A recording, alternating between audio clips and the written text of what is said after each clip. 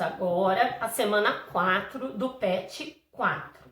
O nosso tema, Sociedade Açucareira no Brasil Colônia.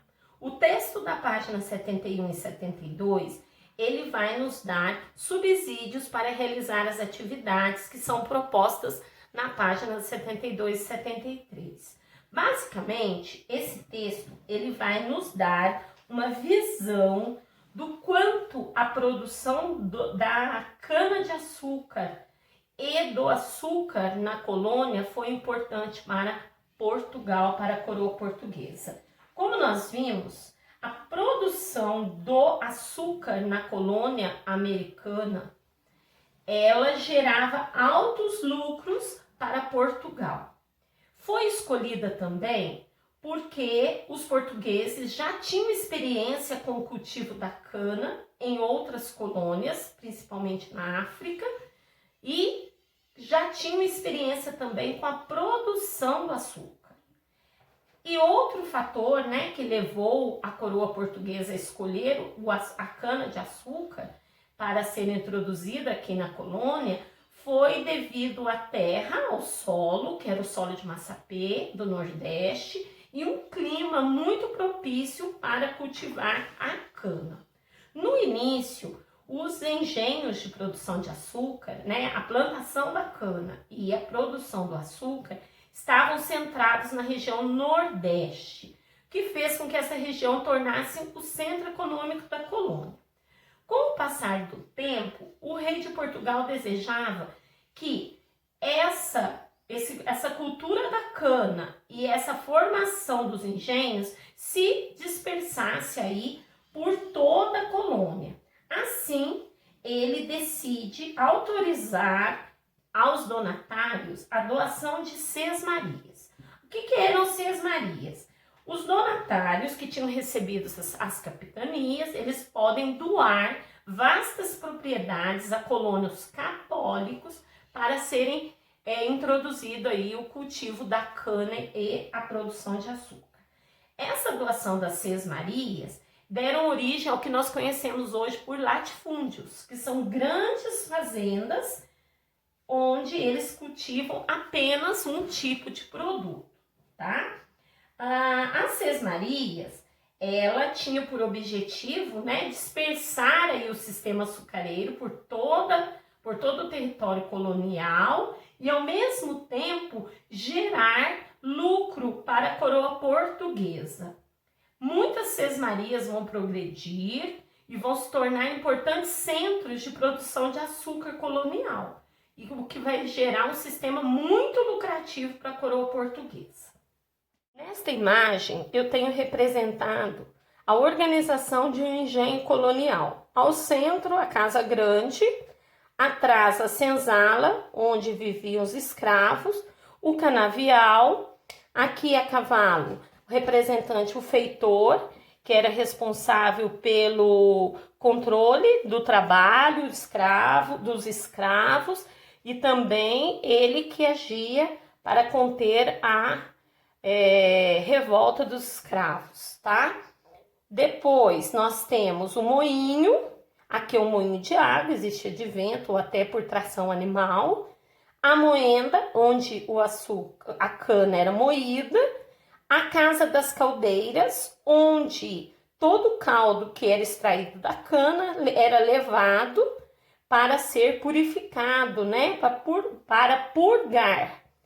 E o transporte também aqui da lenha para aquecer as fornalhas onde o açúcar era purgado. Então essa é uma representação do engenho colonial, sabendo que a principal figura e a autoridade máxima era o senhor de engenho.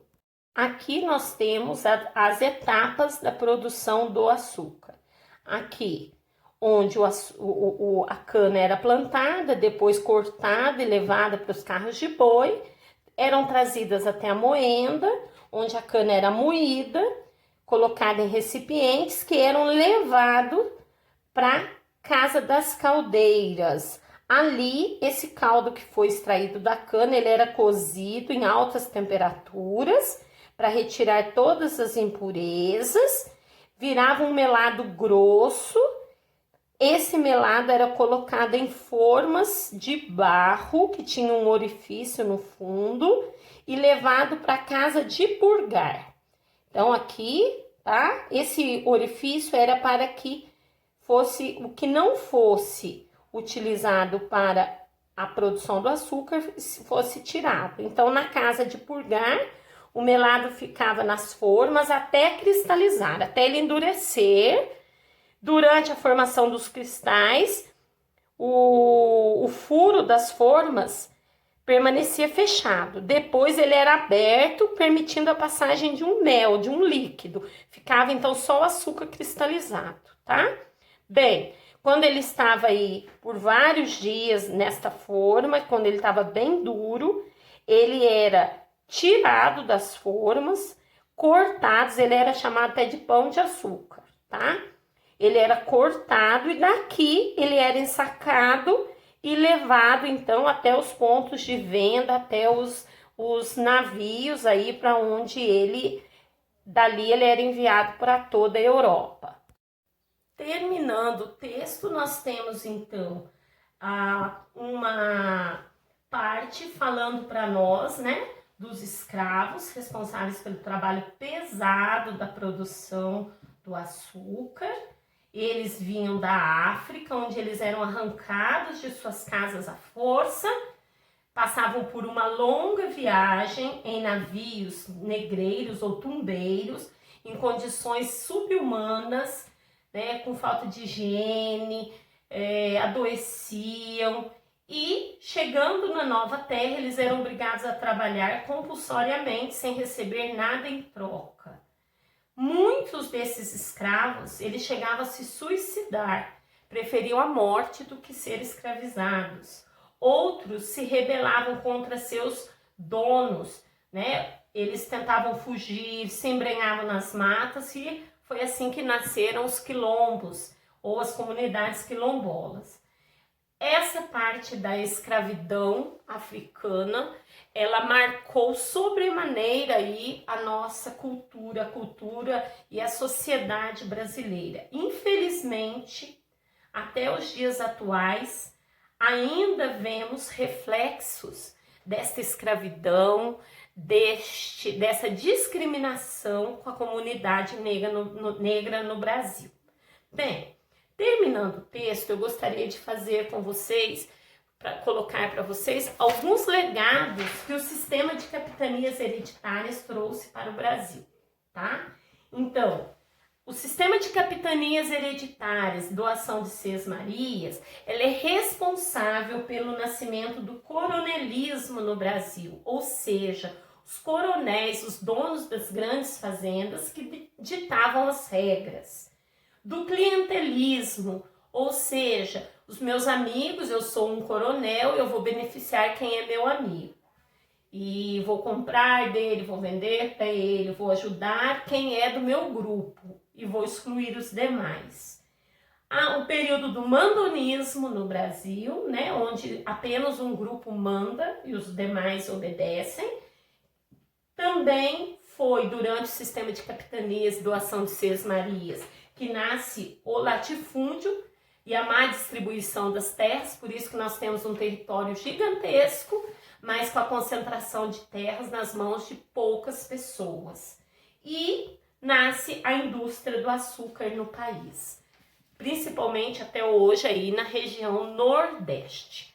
Vamos agora para as atividades. Na atividade 1, fala um pouquinho para a gente disso. Durante o período de predomínio do açúcar no Brasil colônia, o Nordeste brasileiro representava o eixo econômico da nossa sociedade. Pautada na desigualdade social, representada na concentração de riquezas nas mãos dos senhores de engenho, enquanto uma massa enorme de trabalhadores livres ou escravos não vivenciava as riquezas que a produção de açúcar gerava. Em sua opinião, o cenário político e social do Nordeste brasileiro é muito diferente do que ocorria no período colonial, no que abrange a concentração de renda? Então, essa é uma resposta pessoal. Eu, particularmente, fazendo as minhas pesquisas, pelo que eu já estudei, Infelizmente, o cenário político e social do Nordeste atual é o mesmo do período colonial, pois há até hoje grande desigualdade na distribuição das terras, sendo que a terra concentra-se nas mãos de poucas famílias. O coronelismo ainda impera no Nordeste, assim como o clientelismo e o mandonismo. As famílias tradicionais do Nordeste continuam a dominar a política, e há regiões do Nordeste que são muito desenvolvidas, mas outras com uma extrema pobreza e miséria, onde as pessoas vivem em condições desumanas.